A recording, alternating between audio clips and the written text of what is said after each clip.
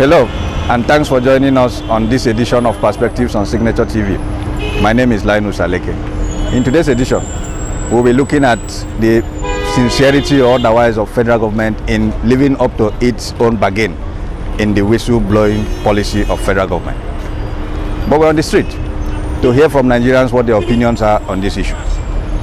Okay, about whistle-blowing policy, you know what is happening now? The Modi is the whole thing is becoming a ramble. You know, nobody is trustful about the whole stuff again. So people will start thinking that maybe they are just there to jones people about the percentage of payment. So people will not, at times people will not like to get involved with the whole stuff. That's the thing. It's not encouraging by not paying the people that blow the whistle if actually what they blow is correct, for them to do their business well. Well, the whistle blowing issue that's not the way it's supposed to go, because when government announces or says something to the public, if the public go about, exposing those people, even though it's a very risky task.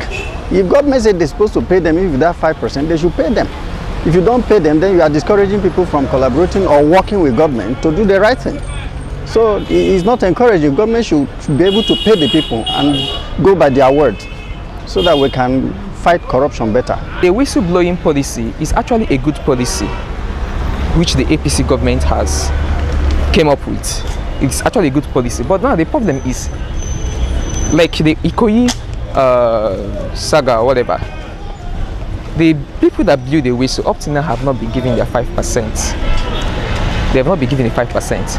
And the federal government says that if they should give them the money, they would go mad, run mad or whatever. It is not the business of the government if the person runs mad. And now if the federal government fails to give these persons their money, how would you expect other persons to blow whistle? 5% thing that we talked about, in my opinion, from the information that I have been able to get access to, I think the government is either not fair to those who are directly involved. From, like I said, one of the cases that I listened to yesterday on radio, some of the guys who were responsible for that information coming out for one of the places where money was found claimed there were just 3 of them who walked into EFCC's office and divulged that information. But unfortunately, after a while, EFCC came out to say there were more people than 3. There were about 9 people, and we're wondering where are the extra 6 people coming from. I think with such incidences, Nigerians will be a bit more skeptical as to, should I give this kind of information?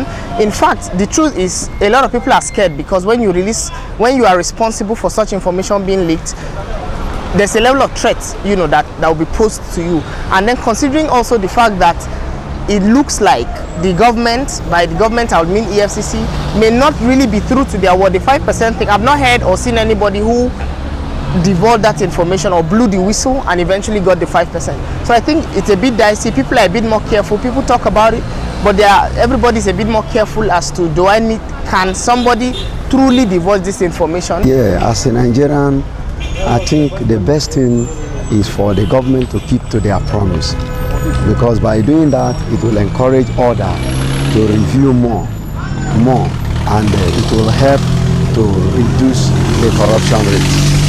And at the same time, if Nigeria refuse to comply to their promise, it will dampen the fight against corruption. Well, on this controversy about whistleblowing, which has been going on now, it's obvious the game is very clear. We know the players and the people involved in it. But when it comes to paying the whistleblowers, Nigeria has been a controversial country when it comes to issues that are decisive, that could have helped us build our nation to be stronger. So this controversy of whether to pay or not to pay, or who to be paid, shouldn't have come up if we are sincere. So to me, I say that this will indeed jeopardize the effort the government is making to fight corruption, because having seen what is going on, I bet so many other people, intending whistleblowers, will be discouraged. The whistleblowing policy, if the federal government continue in this way, I don't think the whistleblowing will continue. Why? Because I cannot go and give an information whereby I'm very sure of it, and at the end of the day, my percentage, which the federal government promised of giving, and has not reaching to me. I think it will not motivate me and all Nigerians to start giving an information, not on the area of the monetary aspect, in every information, in all information. Because if the federal government started like this, definitely all parastatal will don't want to blow and whistle for anything they see that is going wrong in their offices, and to give the information, because they are not encouraging us. Well, those are the views of Nigerians on the ongoing crisis in Zimbabwe. Until you come your way again, my name is Linus Aleke.